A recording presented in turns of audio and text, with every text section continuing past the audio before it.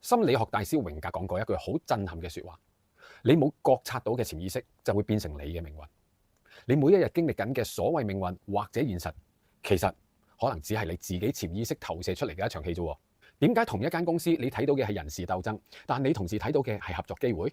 點解同一個伴侶你感覺到嘅係束縛，但其他人咧就會羨慕你哋嘅親密？你哋明明活喺同一個物理空間，但體驗緊嘅完全唔同嘅世界，因為你哋用緊完全唔同嘅內心濾鏡去投射同埋解讀呢個世界。呢個濾鏡就係我哋內心裏邊最深層嘅信念啦、恐懼啦同埋渴望。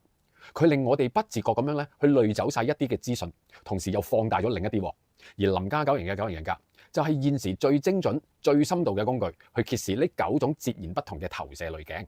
例如一個1號睇到嘅世界係一個事事都有標準框架嘅世界，一個6號睇到嘅世界係一個事事都有多方向、多角度嘅世界。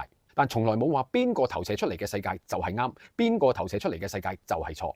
只係你要清楚知道自己只係活喺自己投射嘅世界裏邊。有呢個認知，你先至可以從你嘅命運裏邊咧解脫出嚟嘅咋。